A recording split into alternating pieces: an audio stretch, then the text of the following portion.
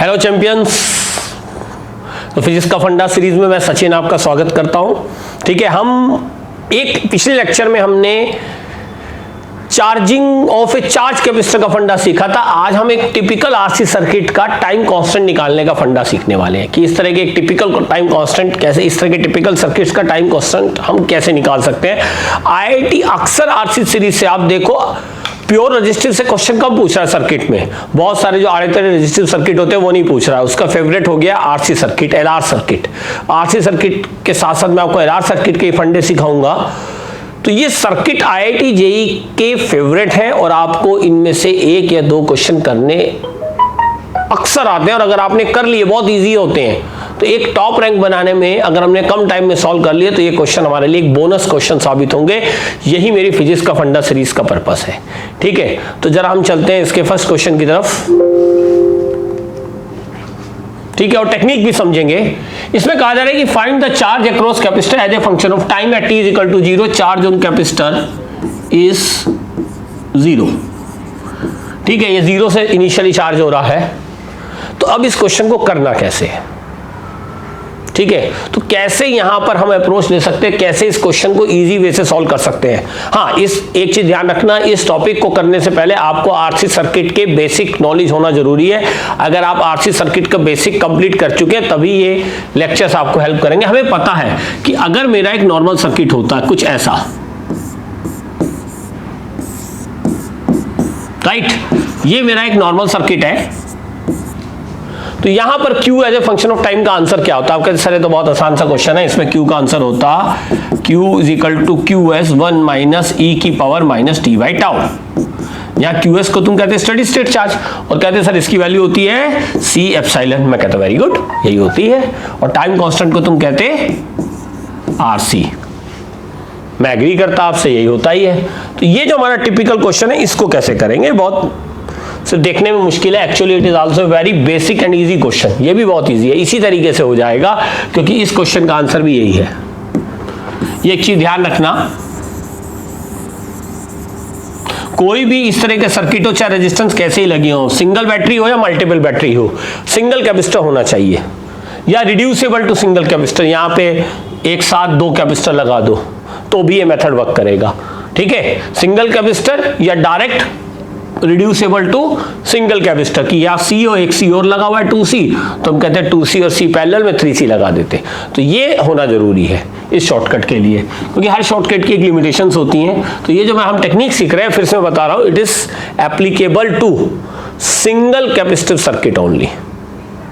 ठीक है, battery multiple हो सकती है, रेजिस्टेंस कितने ही हो, कैपेसिटर कितना होना चाहिए, एक।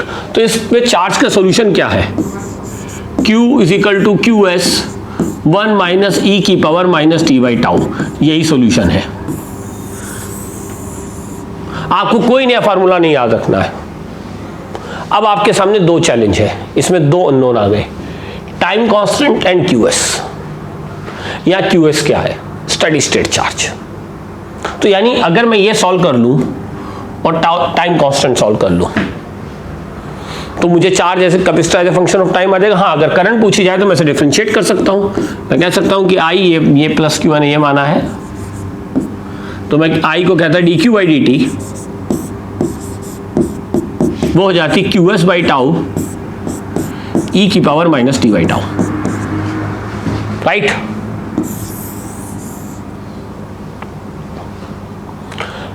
अब मेरे सामने चैलेंज ये है कि ये दो वेरिएबल्स को मैं कैसे सॉल्व करूं, टाइम कांस्टेंट और QS को। इसको करने का तरीका क्या है, देखो बहुत आसान तरीका है, कुछ नहीं करना। QS डेफिनेशन होती है स्टेडी स्टेट चार्ज, यानी कि t is equal to infinity पर Q की वैल्यू QS होगी और I की वैल्यू क्या होगी, 0। ये हम जानते हैं, बेसिक आरसी सर्किट हमने पढ़ा हुआ है, ये जरूरी है इस टॉपिक को समझने के लिए बस। तो ये दोनों चीजें तो हम जानते हैं कि I 0 होगा, Q QS होगा, बस इतना जानते हो, आधा काम तो हो गया, 50% हैज बीन डन। तो एक काम करो, t इक्वल टू इन्फिनिटी पे सर्किट को ले जाओ। तो t जब भी ऐसा क्वेश्चन करना हो तो t इक्वल टू इन्फिनिटी पे हम सर्किट को लेके जाएंगे। तो सर्किट में हमें करना क्या है, व्हाट वी विल डू कि यहां पर कैपेसिटर में चार्जेस को QS मान लो, इसे ऐसे दिखा दिया जाता है ओपन सर्किट जैसे, और यहाँ पे करंट होगी 0। स्टडी स्टेट करंट IS 0 होगी। ठीक है, तो QS निकालना है, तो ये आर्म ओपन होगी। In steady state in RC circuit capacitor behave like a open circuit. क्यों? क्योंकि वो इस आर्म के पोटेंशियल को बैलेंस कर देता है और अपने अक्रॉस, यानी कि जिस आर्म में कैपेसिटर होता है उस आर्म की करंट को जीरो कर देता है। तो स्टडी स्टेट पे हम इसका ओपन सर्किट बिहेवियर बोलते हैं। अब करना क्या है कि यहां से मानेंगे कि लेट से अब QS निकालना है तो सर्किट में करंट निकालनी पड़ेगी। तो मान लो ये करंट I है, तो दोनों रेजिस्टेंस सिमिलर है, तो करंट I/2 होगी। तो I निकालना हमारे लिए बहुत आसान है। इसे मैं I1 कह लेता हूं, जनरल करंट है, लेट से I1/2। तो इस I1 को निकालना बहुत आसान है, क्योंकि इस सर्किट में अगर हम देखें तो 3R ऊपर है, 3R नीचे है, तो 3R/2 R इक्विवेलेंट हो गया। इस सर्किट का R इक्विवेलेंट कितना है? 3R/2। तो I1 की वैल्यू कितनी होगी? ε/3R, right. अब R इक्विवेलेंट आ गया, I1 आ गया, तो QS कैसे निकालेंगे? बहुत आसान है। इस छोटे से लूप में हम एक लूप ले लेते हैं PQR। तो हमने लूप लिया PQRP, और इस लूप में हम बना लेंगे इक्वेशन, पोटेंशियल इक्वेशन लिख लेते हैं इस लूप की। ड्रॉप को अगर मैं पॉजिटिव लेता चलूं तो I1R/2, ये प्लस माइनस, फिर plus minus plus QS/C, plus से माइनस। अब आप ऐसे जा रहे हो तो इसमें अपोजिट जाओगे, minus I1/2 into 2R is equal to 0। तो यहां से हमारा क्या आ गया? अगर हम देखें यहां से मैं सिंप्लीफाई करूं तो मेरा बहुत आसान सा सॉल्यूशन आ गया। QS/C is equal to I1R/2 ये है, और ये है I1R। तो माइनस का I1R प्लस I1R/2, तो ये कितना बचा? I1R/2। तो QS की वैल्यू, अब I1 की वैल्यू कितनी थी? 2ε/3R, क्योंकि R इक्विवेलेंट की वैल्यू थी 3R/2, तो I1 की वैल्यू कितनी है? 2ε/3R। तो इसको यहां मैं पुट करूंगा 2ε/3R, तो 2 से 2 कैंसिल हो जाएगा, तो C∈/3, R से R कैंसिल हो जाएगा। I1 की वैल्यू मैंने पुट कर दी 2ε/3R, तो 2 से 2 कैंसिल हो गया, तो QS की वैल्यू आ गई, राइट। तो एक वेरिएबल मेरा सॉल्व हो गया। अब बात आती है बाकी दो वेरिएबल को कैसे सॉल्व किया जाए। इसे हम रब कर लेते हैं।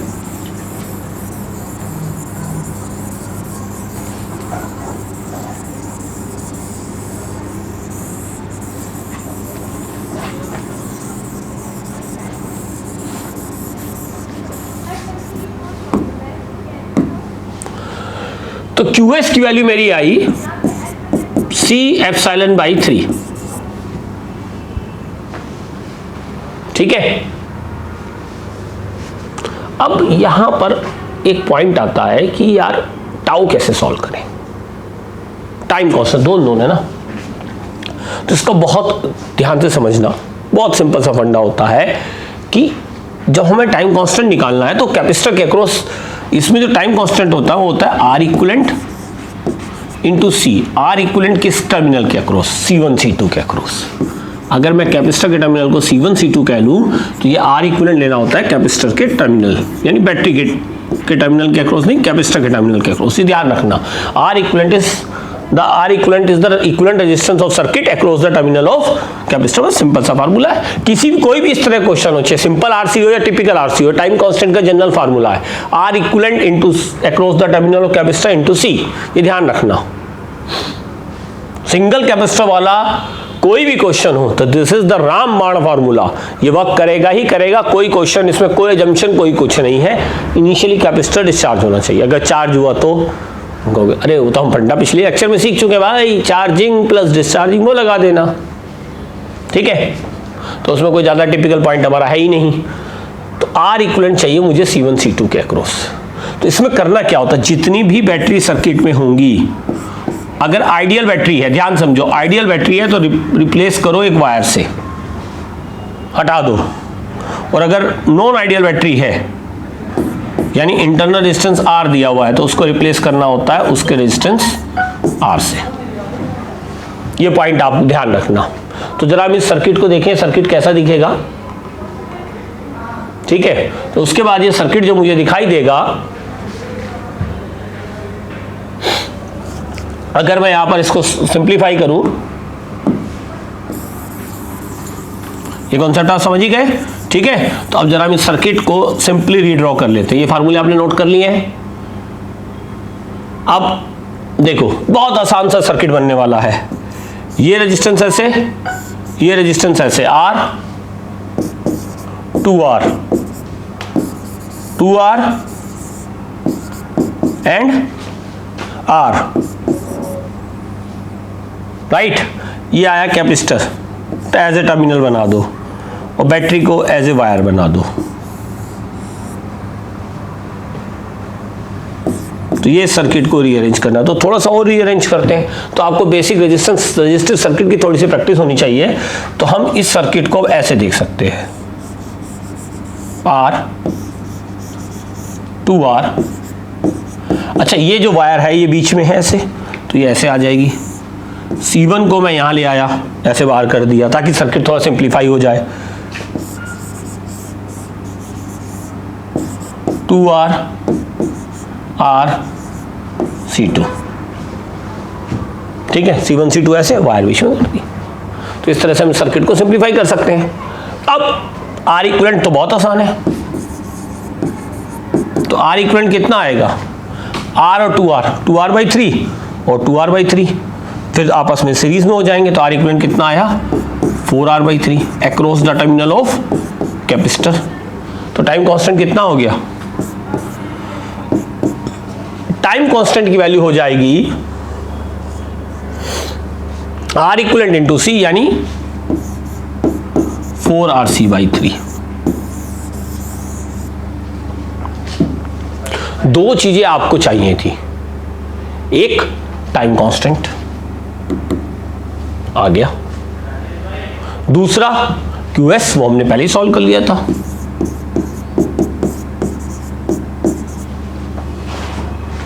सिंपल। तो दोनों पार्ट हमने इसमें सॉल्व कर लिए। अच्छा, टाइम कांस्टेंट निकालने का एक तरीका और भी होता है, वो भी मैं आपको बता रहा हूं, ठीक है। तो जरूरी, लेकिन जरूरी नहीं है वैसे एक बनाओ तो बेस्ट है, लेकिन कभी कभी कुछ टिपिकल सर्किट होता है तो एक मेथड मैं आपको और बताता हूं टाइम कांस्टेंट निकालने का। देखो, जनरली ये कम यूज होता है, ठीक है। देखो दूसरा मेथड क्या कहता है, बड़ा आसान है। हमने I का फार्मूला क्या लिखा था, we have written I as QS/τ, ये करंट अक्रॉस कैपेसिटर है, e की पावर -t/τ। तो IC at t equal to 0 QS/τ होगी। और एक uncharged capacitor t equal to 0 पर कैसे बिहेव करता है, एक वायर की तरह से। अगर चार्ज भी हो तो भी टाउ निकालने के लिए इसको एक वायर ही मानना है, तभी ये फंडा वर्क करेगा, ये भी ध्यान रखना। तो इस मेथड में हम क्या करेंगे कि t इक्वल टू 0 की करंट निकालेंगे और उसको QS तुम सॉल्व कर चुके हो, और टाइम कांस्टेंट की value QS/IC at t equal to 0 से डिवाइड कर दो। यानी इस सर्किट में इसको रीड्रॉ करो, R 2R 2R R, इसको अब एक वायर से बनाओ, ये लगाओ बैटरी, ये है IC at t equal to 0। तो ये कैसे निकालेंगे, तो पहले टोटल करंट I देख लो इस बैटरी से, t इक्वल टू 0 पे, उसे I नोट कह लेते हैं। तो ये I नोट कैसे निकलेगी, तो ये वायर हो गई। वायर क्यों, क्योंकि t इक्वल टू 0 पर कैपेसिटर, अनचार्ज कैपेसिटर एक वायर की तरह से बिहेव करता है। और अगर मान लो इस क्वेश्चन में चार्ज कैपेसिटर भी दिया होता तो भी टाइम कांस्टेंट निकालने के लिए हमें इसे रिप्लेस एक वायर से ही करना है। अब ये कुछ इस तरह से सर्किट हो गया। तो आई नोट निकालना बहुत आसान है, क्यों?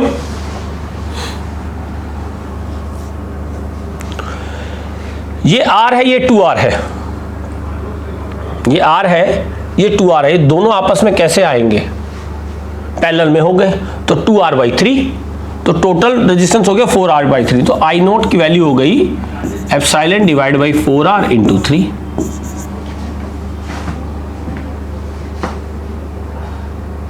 ठीक है, अब ये करंट यहां डिवाइड कैसे होगी? अपोजिट रेशो में। इसका मतलब I naught by 2 I naught by 3 यहां जाएगी और आई नोट बाई 3 करंट नीचे होगी। क्यों? क्योंकि ये R और 2R आपस में क्या है? पैरेलल में है, तो इसमें जो करंट है 2:1 में डिवाइड हो जाएगी। सेम यहां पर भी हो रहा होगा टोटल आई नोट, तो आई नोट बाई 3 यहां और 2 आई नोट बाई 3 यहां, तो इसका मतलब IC की वैल्यू कितनी हुई? I naught by 3। तो IC at T equal to 0 epsilon by 4R। कई बार टिपिकल क्वेश्चन कुछ ऐसे होते हैं, मैंने देखे हैं, कई बार कुछ क्वेश्चन ऐसे आ जाते हैं कि ये मेथड में बेटर लगता है। वो R इक्विवेलेंट निकालना कभी कभी कुछ कुछ क्वेश्चन में टिपिकल हो जाता है। तो एप्सिलॉन बाई 4R। अच्छा, अब QS की वैल्यू कितनी थी? अब देखो यहां से टाइम कांस्टेंट आने वाला है। कैसे? QS C epsilon by 3 divide by IC at T equal to 0। IC at T equal to 0 कितनी आई थी? I naught by 3 and epsilon by 4R। तो टाइम कांस्टेंट कितना आया? 4RC by 3, same value. सीख गए? फंडे के फंडा में एक और फंडा आया, मजा नहीं? देखो हमने दो मेथड से टाइम कांस्टेंट यहां पर कैलकुलेट कर लिया। तो फाइनली हमें R इक्विवेलेंट निकालना समझ में आया। तो उस मेथड में हमने R equivalent C1 C2 across capacitor, और दूसरे मेथड में हमने ये यूज किया। ठीक है, तो इंटरेस्टिंग था। चलो एक क्वेश्चन और प्रैक्टिस के लिए कर लेते हैं, जिससे हमारा फंडा और क्लियर हो जाए। अब जैसे ये एक सर्किट दिया हुआ है, 2 बैटरी हैं, हमें इसे फाइंड करना है। तो भैया Q का आंसर क्या दोगे? वही आंसर है QS 1 माइनस E की power minus T by tau. अच्छा, इस सर्किट को हम पैरेलल मेथड से रिप्लेस कर सकते हैं। ये तो आसान है, E1 RR है, तो RR हमें पैरेलल कॉम्बिनेशन में बैटरी पता है, तो थोड़ा सा आप चाहे तो थोड़ा सा हमारा टाइम बच जाता है। अगर आप नहीं भी करोगे तो भी कोई फर्क नहीं पड़ता।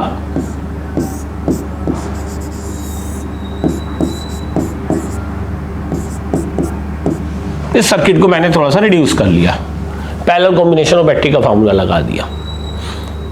अलग अलग होते E1 E2, वो भी हमें रिड्यूस करना आता है, तो हम वहां पर भी हम इसको कर सकते थे, या ऐसे भी फिर I1 I2 करके भी कर सकते, कोई ज्यादा फर्क नहीं पड़ेगा।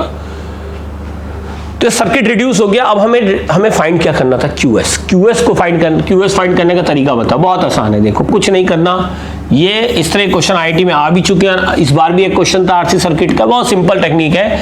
इसे रिप्लेस किया ओपन सर्किट से, और ये माना प्लस QS माइनस, करंट केवल यहां फ्लो होगी, एक स्टडी स्टेट करंट यहां से जारी होगी, यहां पर करंट 0 लेनी है कैपेसिटर में, ICS, current across capacitor steady state 0 होती है।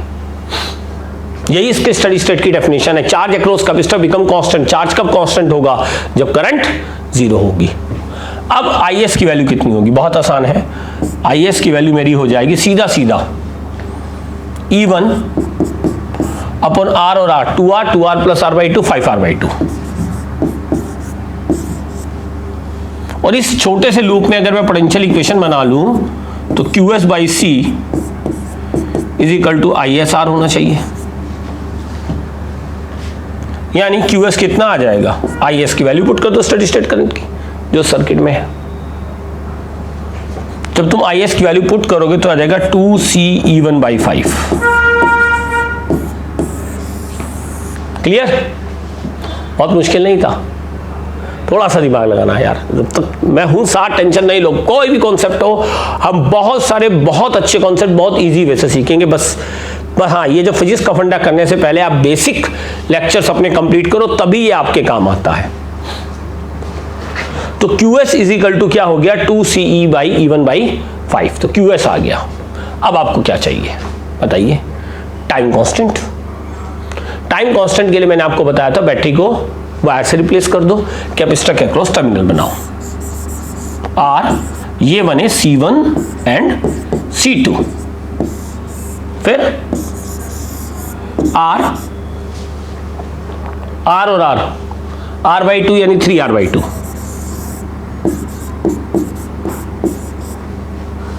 तो आर इक्विवेलेंट कितना आएगा? तो यहां पर आर इक्विवेलेंट आपका आ जाएगा 3R/2 और आर ये हमारे पैरेलल में है तो 3R²/2 अपॉन 2R और 3R 5R/2, R1 R2 upon R1 plus R2, 3R/5 इतने पार्ट का प्लस आर सीरीज में हो जाएगा, तो इसे R डैश इक्विवेलेंट कह लेते हैं। Final are equivalent across C1 C2 कितना हुआ? 3R/5 में R और ऐड करेंगे क्योंकि यहां पर रिप्लेस होके जो आएगा ये वाला R उसके साथ सीरीज में जा रहा है, तो कितना हो जाएगा? 3R/5 plus R 8R/5,